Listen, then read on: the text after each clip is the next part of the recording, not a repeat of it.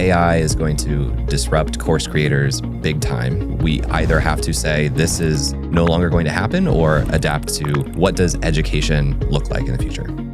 If AI can clone your content, your writing, your course, and even your voice, what's left that it can't replicate? That's what my guest today, Jay Klaus, has been thinking about.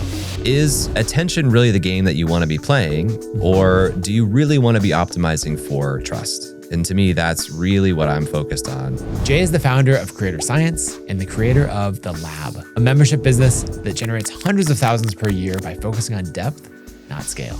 I think about a community as concentric circles. The whole community is the outside circle. And as that gets bigger, it's more important that you have smaller and smaller and smaller circles inside. Masterminds, offline experiments, accountability partners. You can just find ways to enable small experiences. I want to dive in on the pricing for a second. Most people are afraid to go out and offer a several $1,000 product or service, but I think that's actually the bigger opportunity for folks because you'll make more meaningful revenue with fewer sales. What's one thing that you think creators should be doing differently right now? Don't try to emulate what you think works. Try to be unique. The only way to get the highest returns is to be. Those people are innovating. Yeah.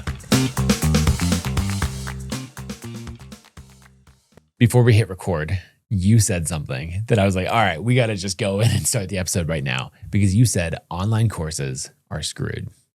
Tell me about that. It's not how I want to feel, but I've been embracing this line that you need to disrupt yourself before you get disrupted. Yeah. And I feel like AI is going to disrupt course creators big time. And it might be a couple of years yet, but I think the writing is kind of on the wall.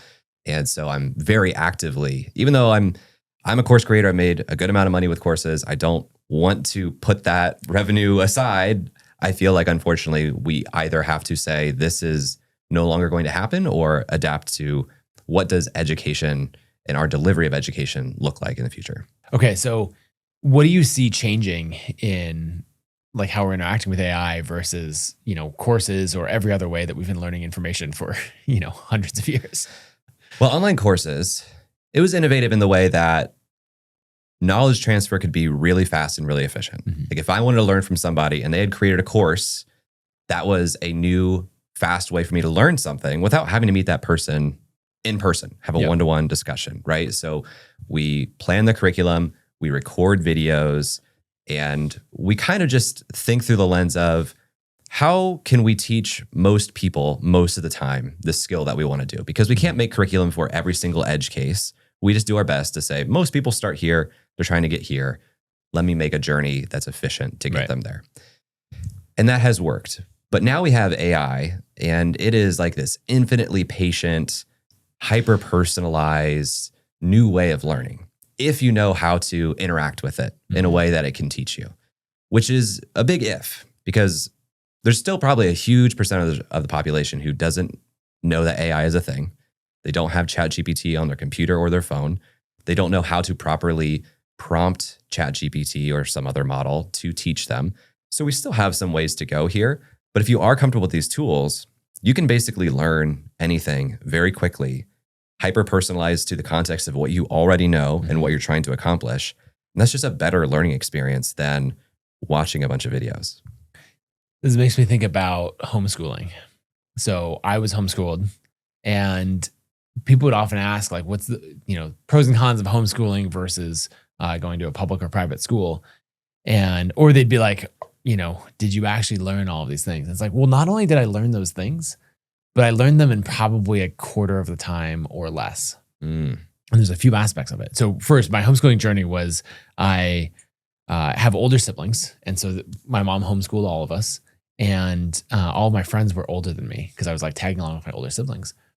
And there were two key moments in homeschooling. One was, I remember it snowing outside and the snow just being absolutely perfect. I'm like, I just want to go play in the snow. And my mom said, it's not like 5 hours of school. It's just until your work is done. And I was like, oh, this is time to me. And I was like very, very efficient. And I got through all of that. And 2 hours later, I'm playing in the snow, right? Very, very focused kid when I had that goal and the control. But the other thing is my friends being older than me, that was not a problem until I realized they were all going to graduate high school and go to college. And I was going to be left behind and have 2 more years left or more, three more years left. And so I asked my mom, like, is it a fixed amount of years? Is high school 4 years or is it a fixed amount of work? She's like, oh, it's a fixed amount of work. And so I ended up cramming all of this, moving as fast as I could.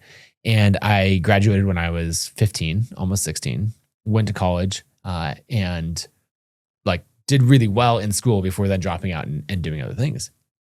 And the parallel to me with AI is that the learning is tailored to your pace. Yes. It's not necessarily that the teachers, right? The teacher with a teaching degree and all of this stuff who does it professionally for 25 years, is the parent a better teacher? Probably not, but it's personalized and it's to that individual. And so, is AI a better teacher than the professional? Maybe, maybe not, but it's definitely personalized and paced to that person. And there's all of these schools that are coming up. Primer is one. There's one in Texas that I can't remember the name of right now that, are basically having AI tutors work with these kids. And it's very early, right? We're finishing the first year of this basically. And the results are insane where people are going through, in 2 hours a day, they're finishing all their school. They're performing way above the standardized test scores and all of that. And people are like, how could AI do this? And I'm sitting here as a homeschooled kid and going, oh, I know exactly how. It's just great tutoring tailored exactly to that one person. Totally. Yeah, I haven't thought about this example, but it's really smart because I was good at school. Mm-hmm. And so oftentimes my experience was teacher would teach something, give an example, I've got it. Yep. But not everybody gets it that quickly. So now they go through more examples and I'm sitting there just kind of like waiting for us to move on. But on the other end of the spectrum, some people needed a whole lot of extra help also. Right. So people would get left behind. People would get bored because they're way ahead of it. Mm-hmm. When there's just like this single track of teaching a whole group of people a certain way, it's inefficient. And Right. so I think this future is net very good, but it will force course creators to change their model. So you and I have interesting seats in the creator economy because we're both people that professional, like thousands and thousands of professional creators look to for like, hey, what's happening? What's going on? I run the software product used by so many of them. Tons and tons of them are in your community learning from you. And then you've gone on and you've interviewed 250 plus creators. Yeah. And so you have like this whole lens into the world through their eyes. What are the things, like, I think everyone would be asking us like, okay, great. You just told me that my whole business model or all of this is somewhere between doomed and changing. Yeah. Where do we go next? There's like different types of models that we can go to, but I think you always kind of want to return to first principles and say, what am I doing? Like, what is the object of the business? And so if you are in the education space, it's trying to help people go from point A to point B. And courses were one mechanism to get people from point A to point B. And that mechanism may not be as useful. So we just look at what are other mechanisms to do that. And working with AI is a new mechanism. I hope that course creation platforms start developing tooling to say, okay, if people are going to learn from AI, we basically want to create like a white labeled private way for you to turn your lessons into a model that is specifically helping people go from point A to point B on this skill. And instead of just talking to ChatGPT generally, they're talking to JGPT to start a creator business or something, And instead of watching video lessons, it may give you a prompt and some homework and ask you to reply to prove that you have learned something. And then it give you feedback on, maybe it'd be this way. But it could just very much be like, here's a lesson, apply this to your business. How would you do that? And then you answer. And it says, okay, that's interesting. Would you like my feedback on that? Would you like me to revise that for you? I think that will be a really promising future. I also think we are going to be hungry for verifiable human experiences. Mm-hmm. So, this week, the last 2 days, our community was here in person because we spend a lot of time online in the lab. And I want to start having the lab offline experiences. Right. And those experiences are hard to predict. They're a little bit even hard to market because you can't be like, hey, come to the lab offline because you're going to meet Ivan and you're going to have this specific conversation and learn this thing. You just don't know. Like you're basically holding the space for serendipity. Right. But you're putting it all together into a little container, shaking up the dice and being like, let's see what happens. Yahtzee. And that's magical. But I think we'll have a retreat back to cohort-based courses, which, a few years ago when cohort-based courses were like this hot thing, I kind of laughed then because like, this isn't new. Like humans have been learning in person in groups for forever, as long as school and education has existed. But we value the opportunity to learn alongside each other, to learn from each other, even just be around each other, because we are, pack animals and we want to be around people. So if I'm a course creator who has traditionally just done, self-paced recorded courses, I'm thinking about, how do I teach with AI? Do I want to consider doing live learning through cohort-based courses, which I think is an interesting opportunity for a few ways. We can dig into that. And then there's memberships as a different model that I think will continue to be effective. But as it gets more popular, the bar raises on what a good membership experience looks like as well. Let's stay on courses for a second. What I'm thinking about is, I think actually the delivery mechanism of training through a course might change. But I think that as a creator, you still want to make the course, because I think the course might be the best way to create the AI interactions, right? If you think about, so I've been working on my keynote for this week for the conference, and I, have Claude and ChatGPT as my thought partner on it. And so what I did is, worked on an outline, brainstormed that, then made it into slides, talked through it. But one of the key things was to record a Loom video of me running through it, both so I could share it with teammates, but really so that I could get that transcript to go back into Claude. I was like, I need the transcript of my riffing and ideas and all that to refine it. And so I think that recording and creating the course is totally worth it to get your core ideas, all the fundamental principles out there, because that's the building block that then, your JGPT or something like that is really going to work off of. That's interesting. And I think it opens an opportunity for you to work with AI to create a good course structure. Because my unpopular opinion is that most course creators actually don't understand pedagogy. Like they don't actually know how to effectively teach in a way that people can learn really, really well. I'm lucky. This is something that I've learned because I worked with LinkedIn Learning on like 8 courses before I was really even doing creator science. And they had a really great team because they bought lynda.com. So they had all this history of how to create great courses. And you would work with a producer and you would create a table of contents for the course. Every lesson needed to have a learning objective that was based in Bloom's taxonomy of verbs. And then you would script that lesson. And it was very strict on like how many words, how much time. And it really taught me how to architect a course that taught people towards a learning objective. So I do think I agree with you that if you are going to teach people in any form through a course, through a custom GPT, you need to have a highly structured approach to teaching something that is proven effective. And I think that AI could also probably teach you how to be more effective in teaching. Right. And refining your own content, all of those things. One thing you talked about is memberships and community. Do you see those as the same thing, or are those different? I see them as different. My mom's an English teacher, by the way, so I just take words and vocabulary very, very seriously. So to me, community is a peer-to-peer experience, and a membership is a subscription product. Okay. And so community can be a value proposition within a membership. And often it is, but there are also memberships that do not have any community component at all, like an AARP or a AAA, any type of A acronym membership, apparently. So, when I look at memberships as a class of products, I see it on a spectrum of this is premium content to peer-to-peer connection. Right.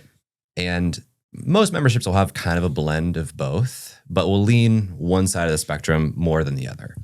And premium content tends to be easier to market and sell because the value is extremely tangible and obvious. It's like, hey, you get a monthly workshop from me, you get new templates every week, you get a challenge once a month. It's like things that I really understand and can put value on.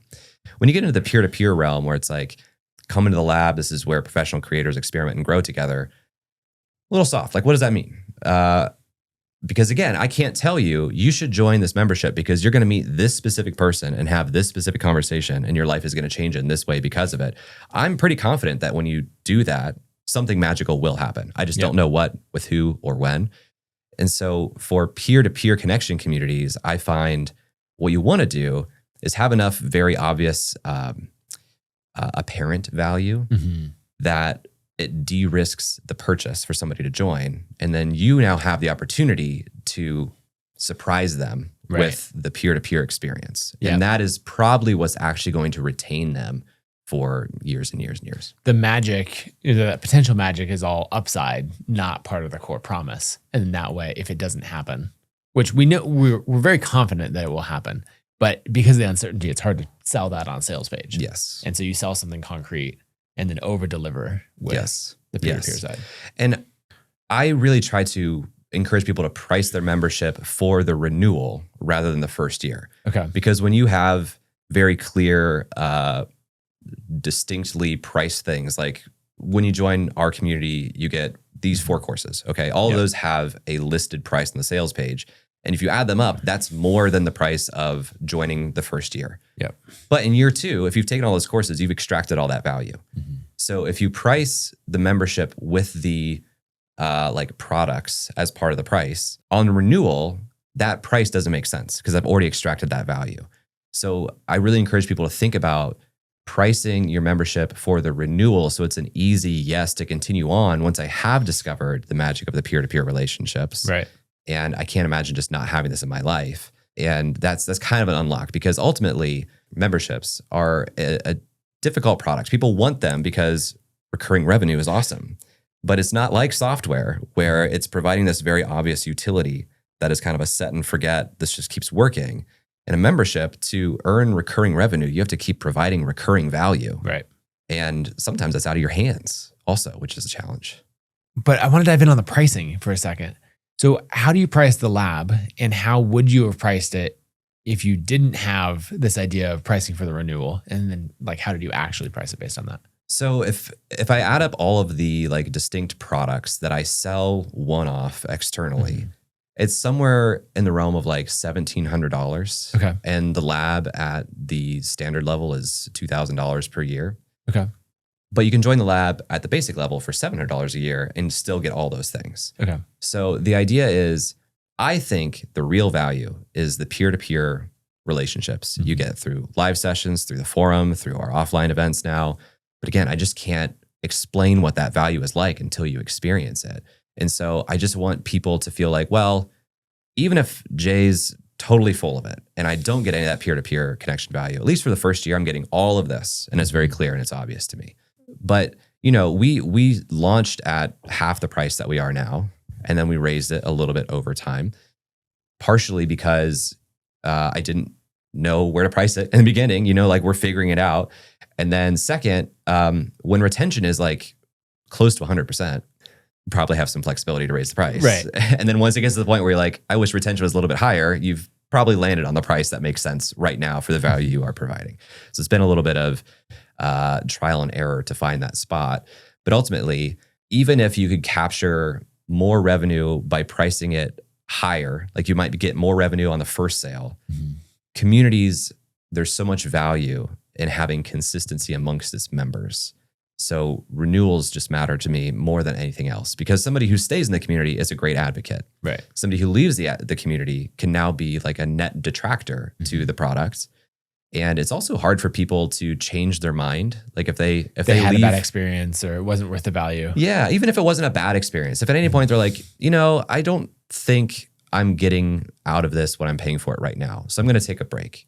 It's hard for them to go back and say, I should rejoin that because they've already made the decision that that wasn't worth it to them in that moment. Something else unique that we do that I'm starting to see a trend now, we don't have a monthly option. We've never had a monthly option. And I encourage most people not to have a monthly option if they have a peer-to-peer community. Because when you have a monthly recurrence of something, I think the implicit promise of that is you can get the promise of this product in a month, and that's all you need. And to me, you need to be a little bit more committed than that. And so it was like, join for a year or don't join. And it's probably, you know, you miss out on a lot of people who want to give it a shot and jump in initially.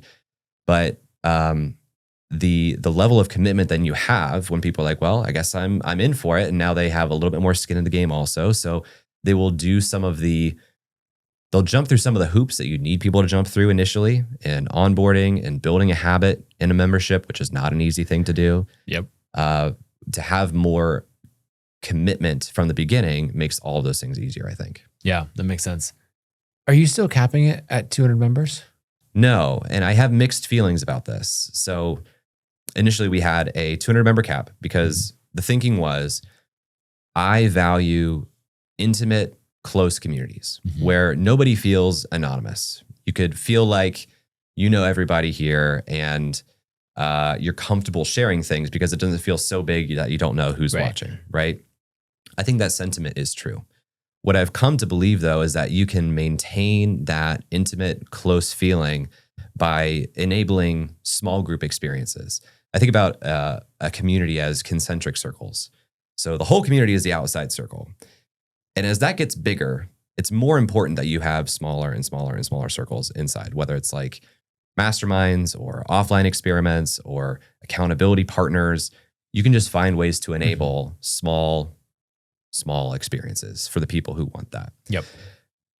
But as we've grown our membership, what I've realized is I also really value density of geography because I want people to be able to host local meetups all over the country, all over the world.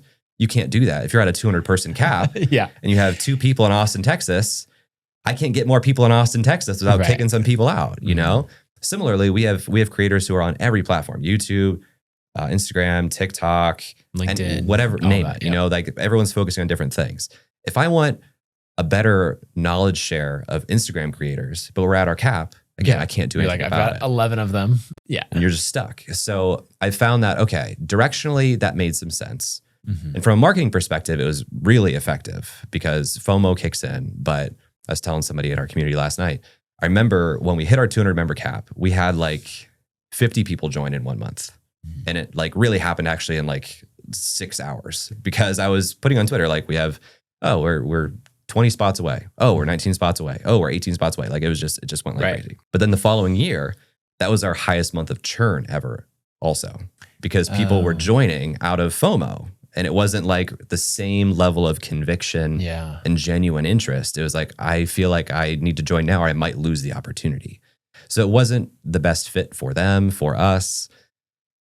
So I've done away with the cap and moved towards an application-based model because I do think vetting and curation is really important. Yep. And that's the new model.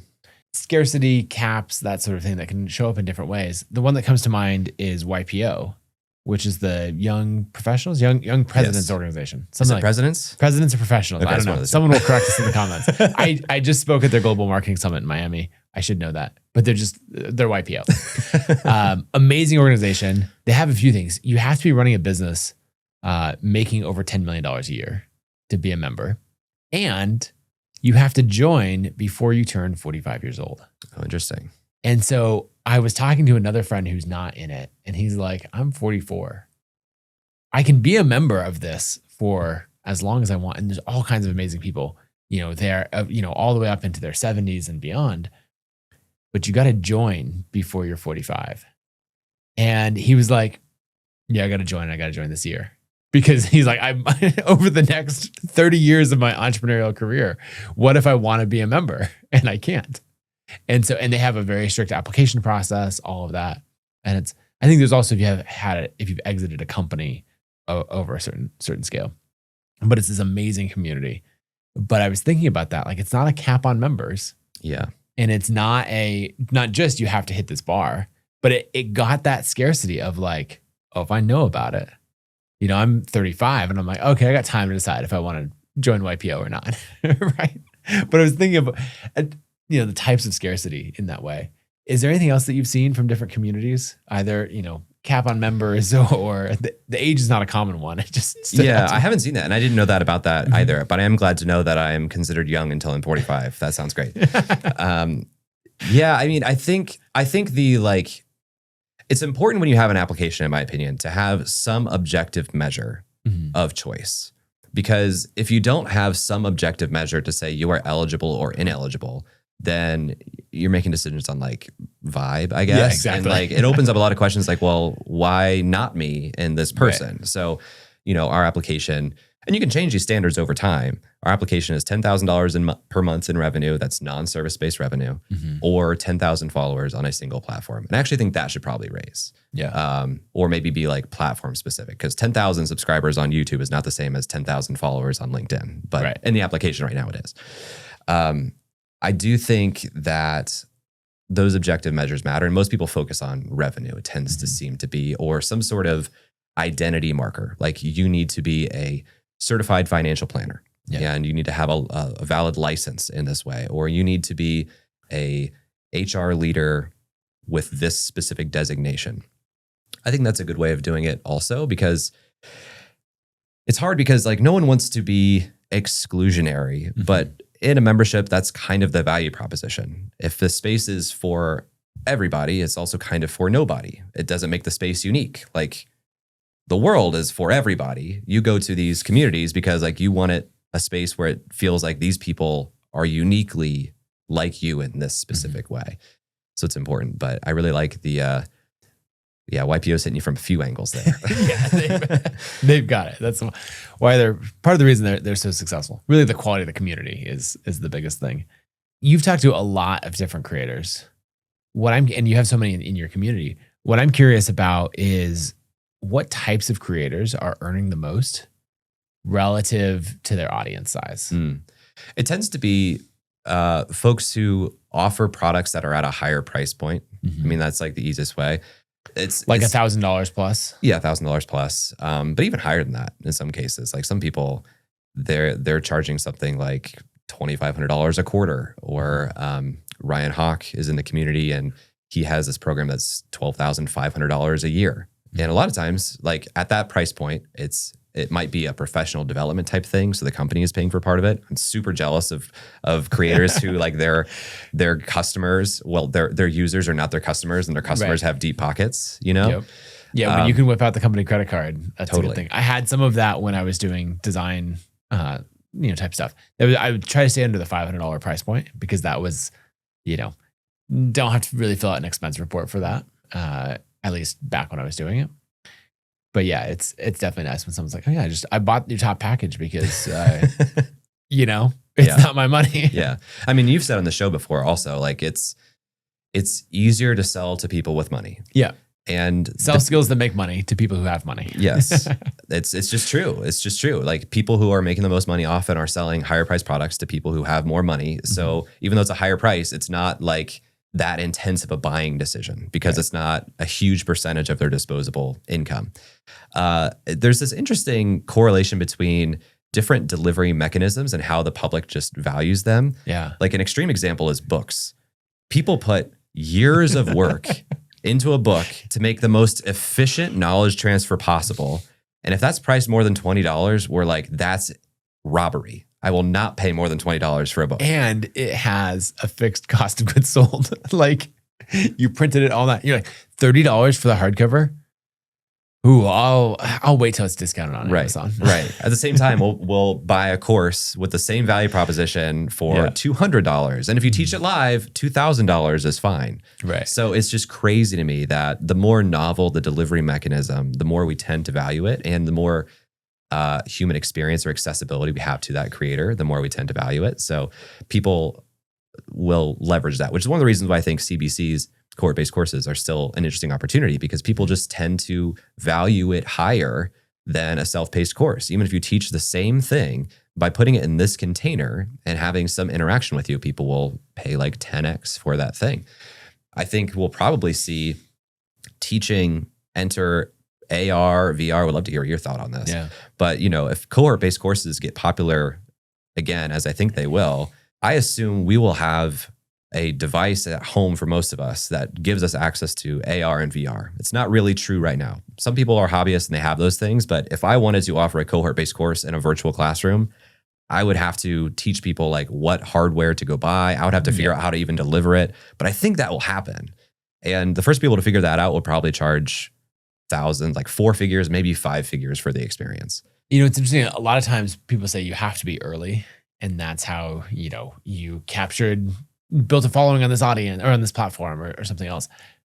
I actually don't think there's a lot of incentive to be early in AR and VR. Yeah, well, I mean, because you can't be early if we don't have the access to do it. And so you're just fighting this huge uphill battle to convince everybody, hey, you should go, buy a headset. Yeah. And like the form factor isn't great yet. Like it's still heavy. It still gives some people motion sickness. But I think that will happen. Going back to the price points and how you think about delivery of the information, what do you recommend to people? Like, is it just what they enjoy as a creator, or are there certain things where, someone's saying, hey, I'm going to launch this thing, this course, this book, cohort based, any of that, where you see that post in your community and you're like, let me weigh in on that and like steer them one way.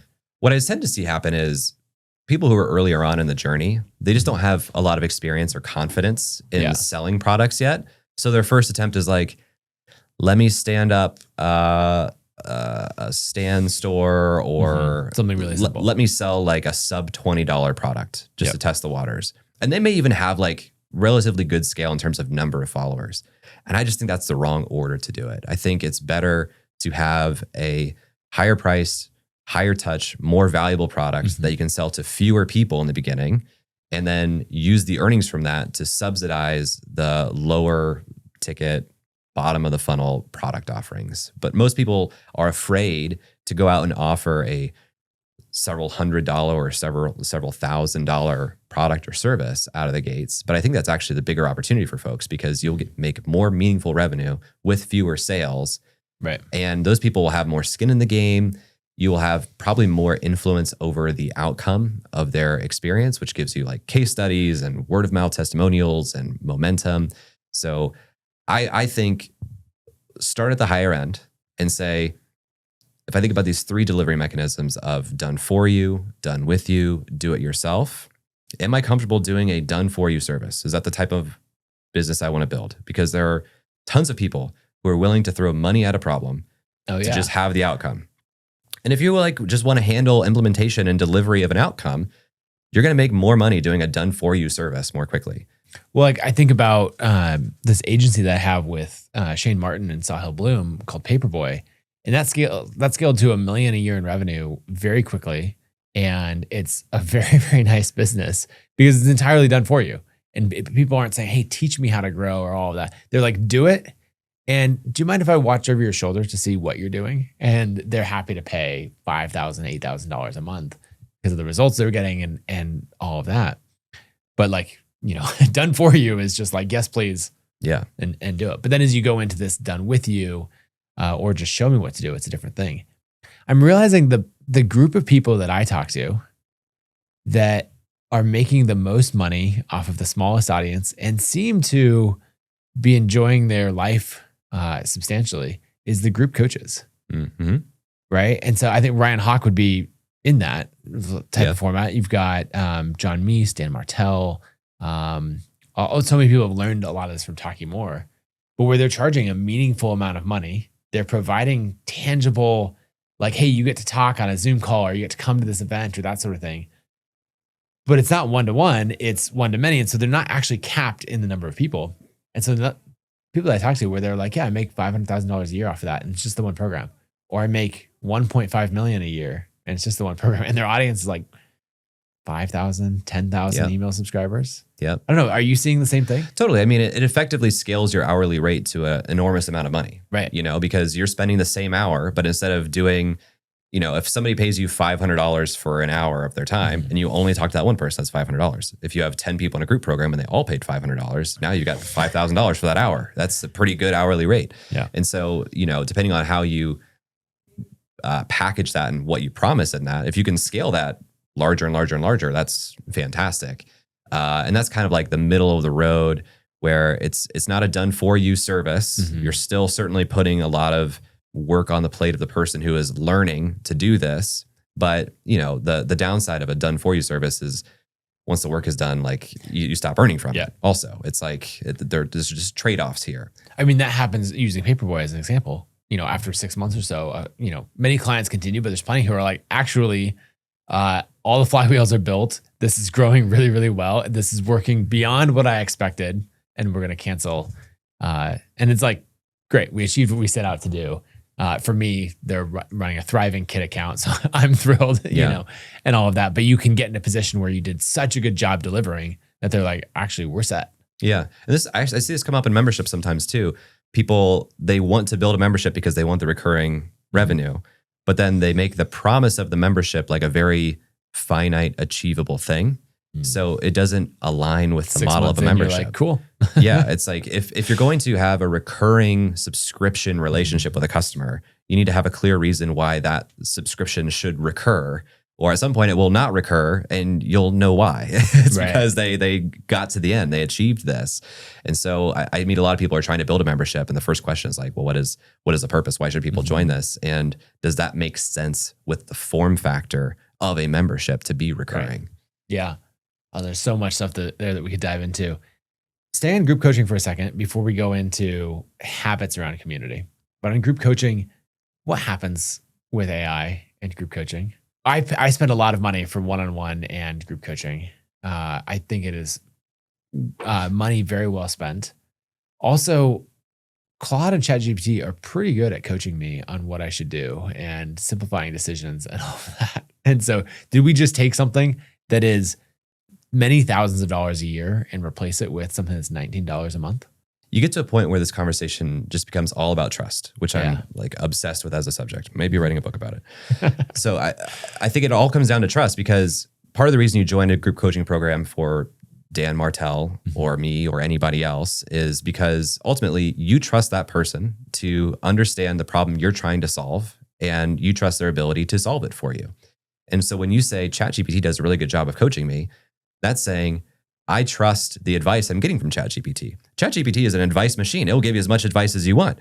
And if you trust it, it's great. It's just based on probabilistic outcomes of like if you truly, like if anyone dives into why hallucinations happen or all of that, it's because ChatGPT has not a clue what it's saying.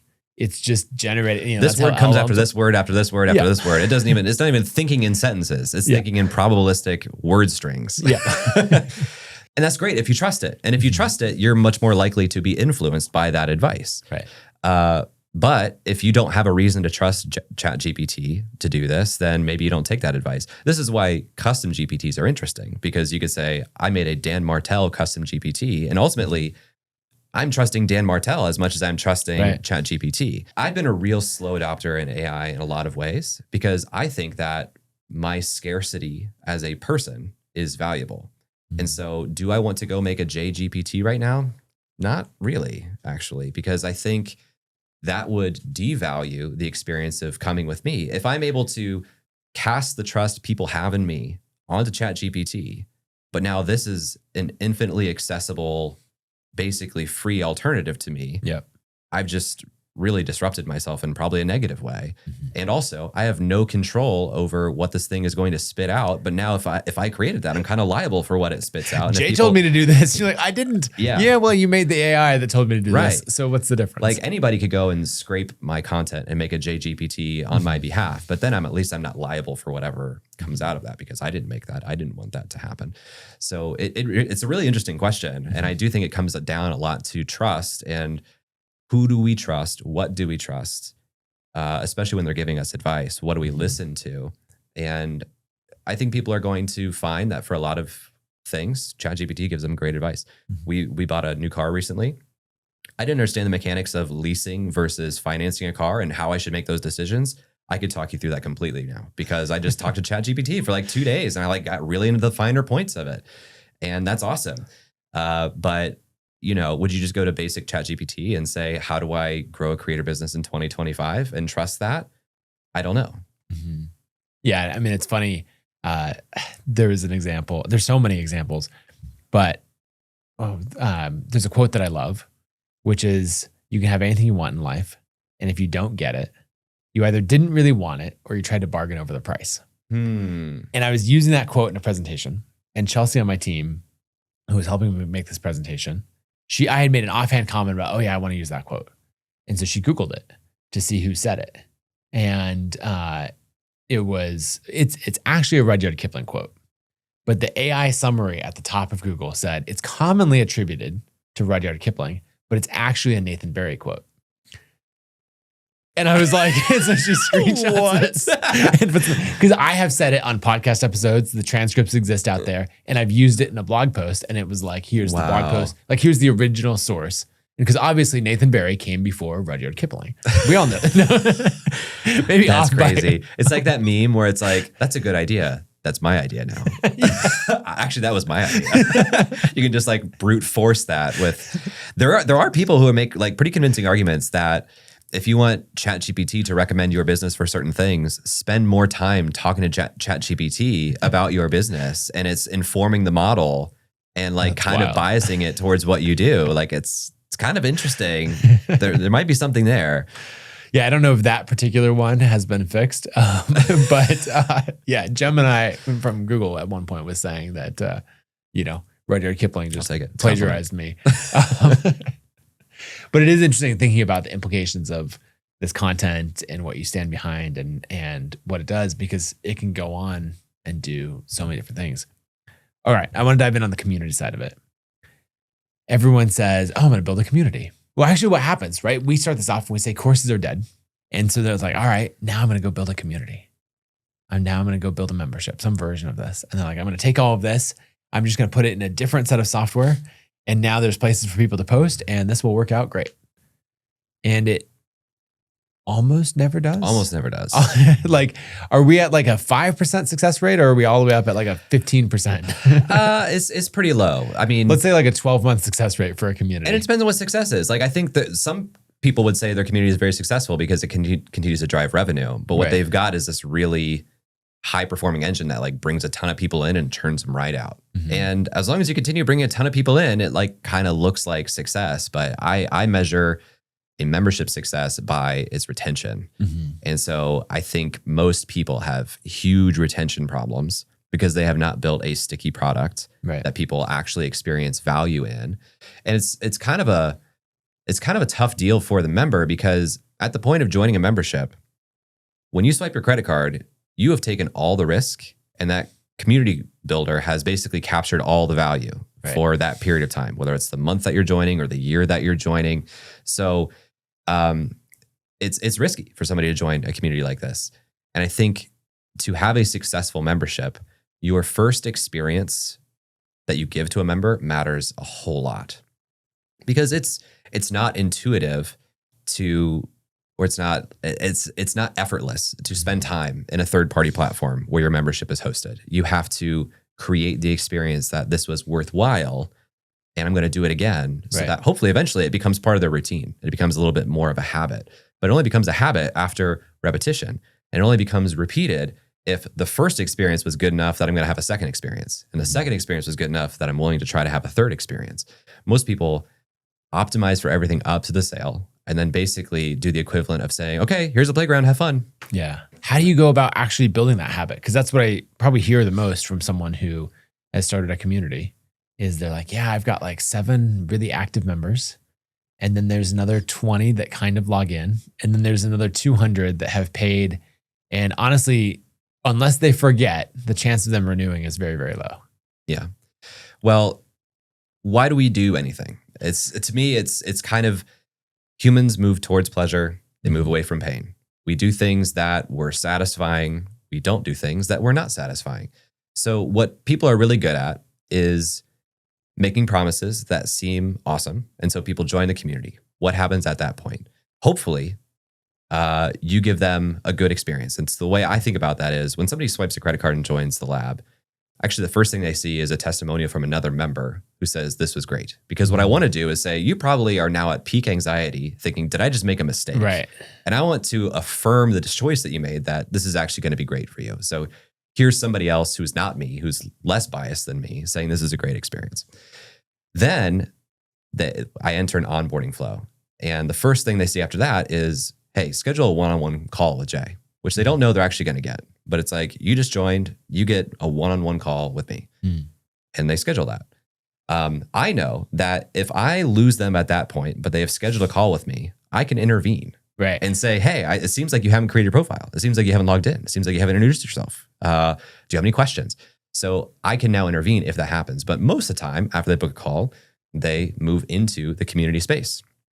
In the community space, they get a direct message from me welcoming them, saying this is an automated direct message, but this is my profile. Feel free to respond and let me know how things are going.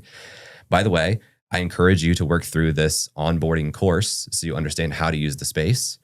Because I like to take any online experience that you're trying to build and say, how is this done really well in the offline world? I used to work at a gym as just like a part-time thing when I was in college. And people would come into the gym, and my job was to make them comfortable in the space if they bought a membership.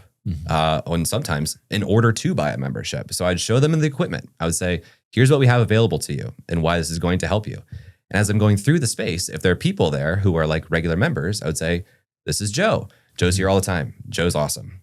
Now they feel like I'm connected to another person in this space. I feel comfortable. When I come in tomorrow or next week and be like, oh, hey, Joe. Yeah. I feel like I'm comfortable inhabiting this space. And even me as the person at the front desk, they feel welcomed into that space. In the online world, that experience doesn't exist in most communities. It's just like, here's a screen with all this stuff. We're not going to show you around. We're not going to make you comfortable with the space. And in the offline world, if you walk into the gym and stare at the person at the front desk and feel uncomfortable and walk out the door, awkward, right? You can't do that. Online, you walk in, you're overwhelmed. Nobody knows you're looking at this web page. You click X and you're gone. You say, I'll figure this out later. But you haven't built that habit and you never come back and figure it out. So now you've just spent money for this membership. You've had no positive experience out of it.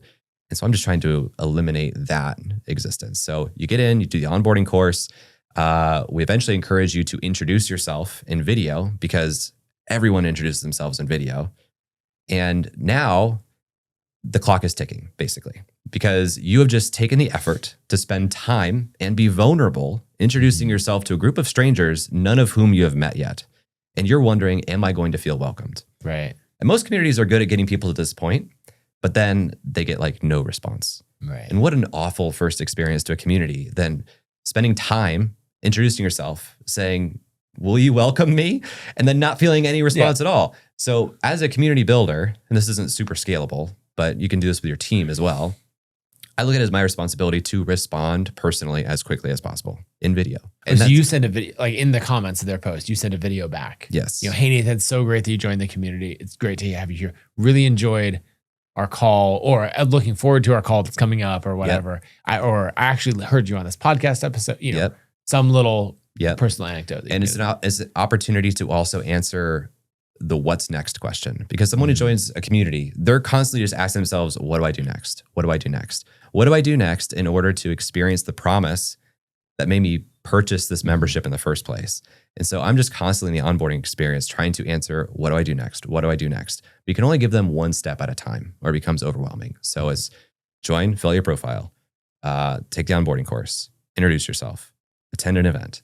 And then once I see more about what they're trying to accomplish as part of their onboarding, I can connect them to someone else in the community or say, go watch this workshop, take this resource. And it's just little nudges like that. The feedback I get overwhelmingly is how good the onboarding experience is. People will join, they'll be like, I've been here for 48 hours and it's been worth it. Yeah. Amazing. So now I have a high chance of a renewal next year. And I have another year to earn the next renewal. So if you've nailed that onboarding experience, how do you maintain that, say, 6 months in, when they're likely going to have this dip? They're not yet evaluating, should I renew or not, but you've fallen out of that regular habit. My onboarding automation is literally like all year long.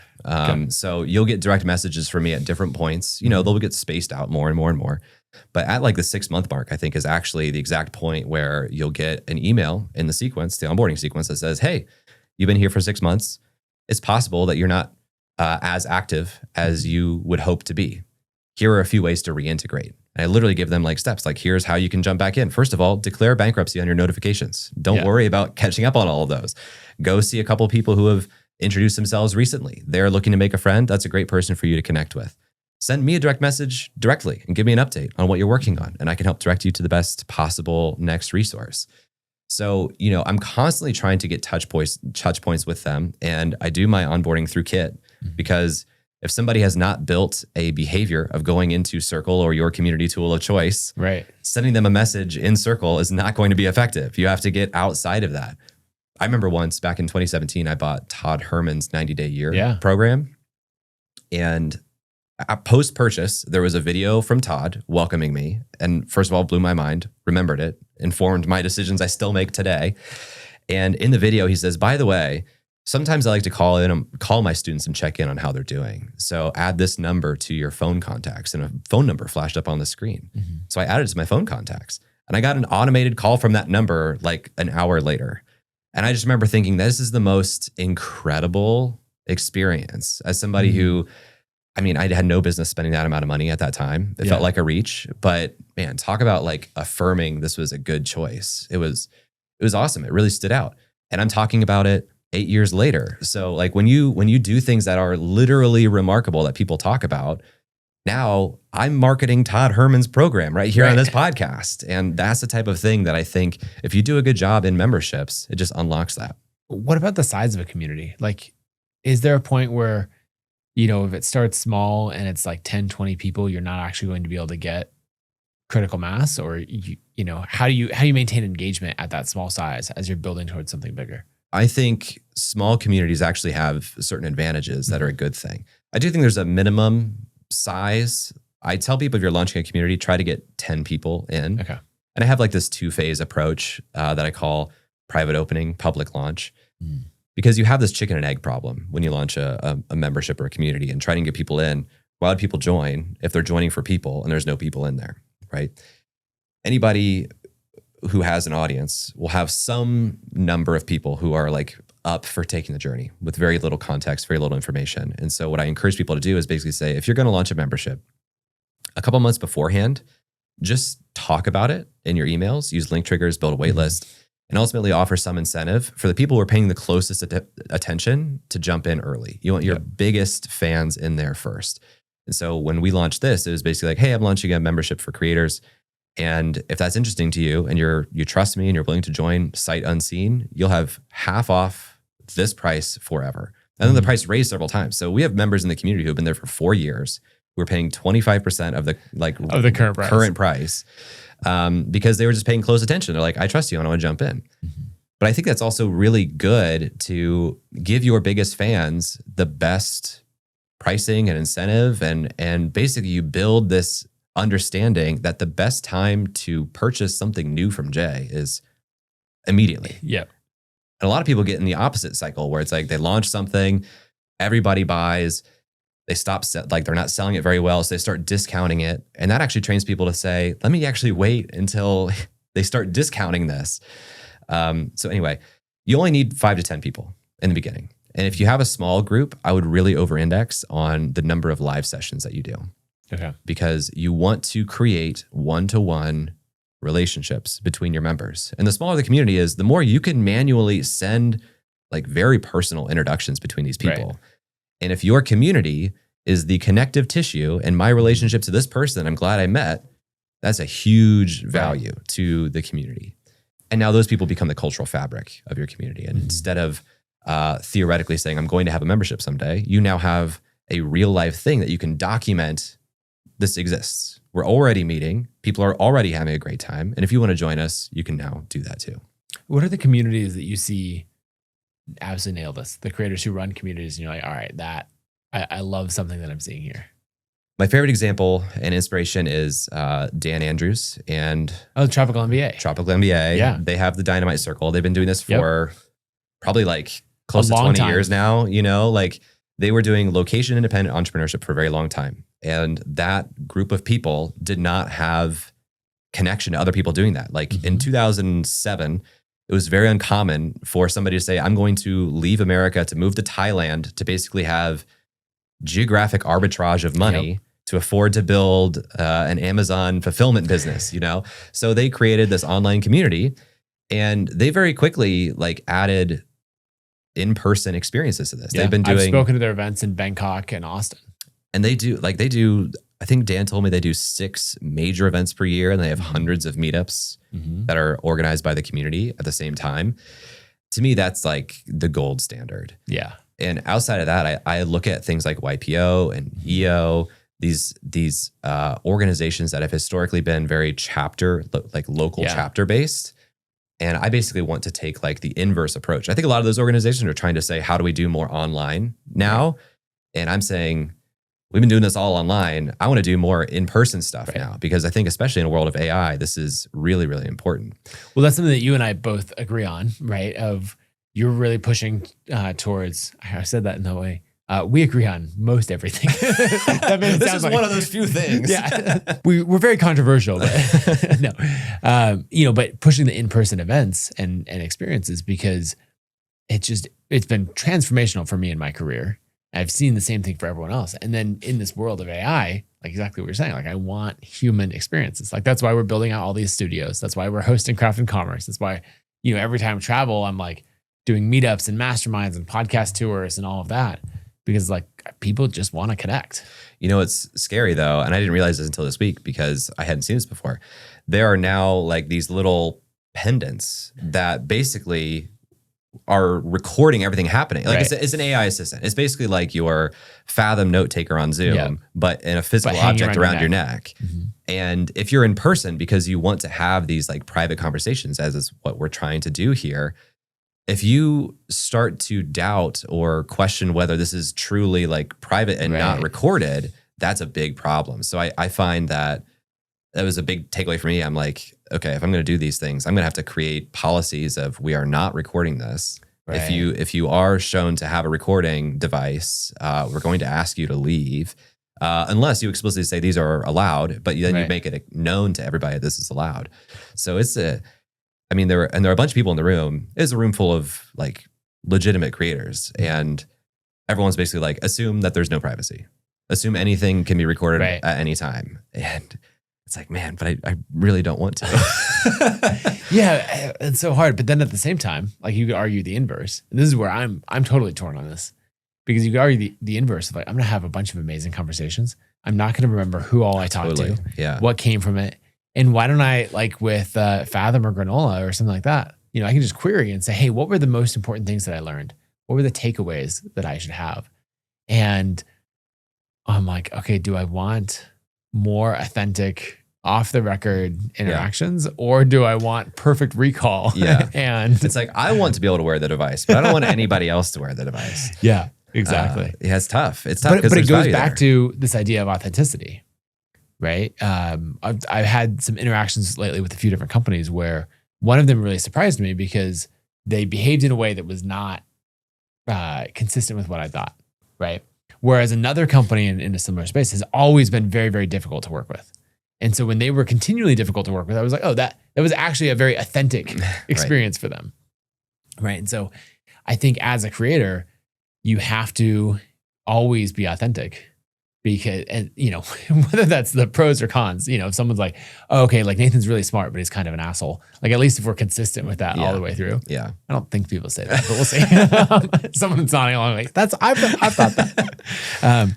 Because you have to have this expectation that you're being recorded all of the time. And for creators, especially, like if you have a public image, that means that now you don't have as many opportunities to turn off. Mm-hmm. It's like when you see a cell phone video of a celebrity like just lashing out at somebody. It might be like the worst moment, just bad timing, out of context, but we're like, oh, that's not what I thought of that person. And that's like your nightmare as somebody with any type of public awareness of you, is like people to see a moment and change their entire perception. So it's What's one thing that you think creators should be doing differently right now? I think we've reached like this point in the cycle where everything started to kind of feel the same. Mm-hmm. And so I think what you should be doing differently is think, how can I be different? Right. And be like very uniquely me? Because I don't know about you, like I log on to Twitter or LinkedIn and look through my feeds, and like it kind of feels like it all converges. It all converges. So everyone sounds the same to each other, but also feels like stale to me. It feels like we're still kind of talking and going about the way things were done in like 2023, 2022, which wasn't that long ago. But in internet years, like it feels a little stale. I'm personally looking at like, where are people zigging so I can zag and really be a little bit different in a world where For You feeds are the default on any platform. It really gives new creators the opportunity to actually like reach people at scale faster. Right. Distribution is easier than it's ever been. Distribution's easier if you are creating like high performing, engaging content that is accessible to a lot of people, basically. Mm-hmm. And so that's good for new creators. It also creates this like boom and bust experience of most of your piece of content. Like it's either going to go bigger than it used to go or go smaller than it ever went before also. So, you know, if you're going to do social media, you kind of have to play that game right now. But, you know, I'm still all in on permission-based communication platforms, email being the biggest one. Podcasting, I think, is really good. I'm seeing right now that video podcasts on Spotify are getting a lot of organic discovery that I was not getting before. So that feels really promising. But I would basically say, don't try to emulate what you think works. Try to be unique. Like increase the velocity of trying different things, because the only way to get the highest returns is to be on the front end of something.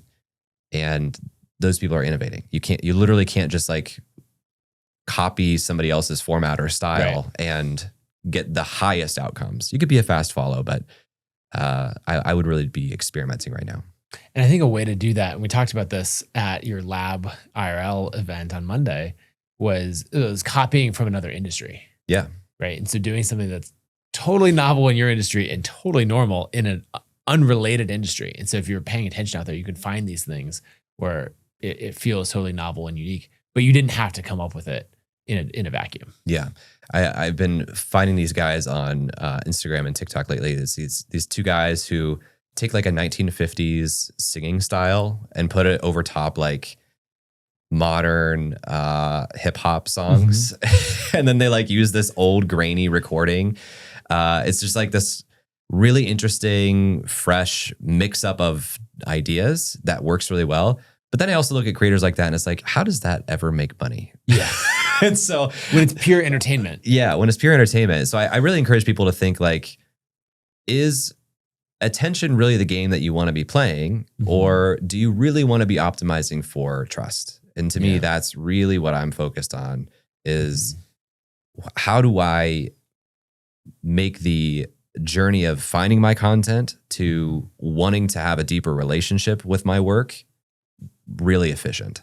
Because I think a lot of people playing the content game are just doing huge top of funnel, leakiest bucket imaginable type of approach, which social media is kind of geared towards right now. But if you use these permission-based communication platforms like email, like podcasting, then I think you can capture a lot more of the value that you're creating. Well, you've spent a lot of time investing in the creator community. You've got a ton of amazing people that follow you. If someone listening is saying, all right, let's find out more about this Jay guy and see what's up, where should they go to check out your content? Well, if you're listening to this in audio, search for the Creator Science Podcast in your podcast player. If you're on YouTube, search for my name, Jay Klaus, and check out our channel. Jay, thanks so much for coming on. Yeah, excited to be here. If you like this episode, don't miss episode 65 with Gina Bianchini. She breaks down what actually makes community succeed and the one metric that predicts it. It's the perfect follow-up if you want to build a membership that lasts. Thanks so much for watching, and be sure to like this video and subscribe so you can get more content, and I'll see you next week.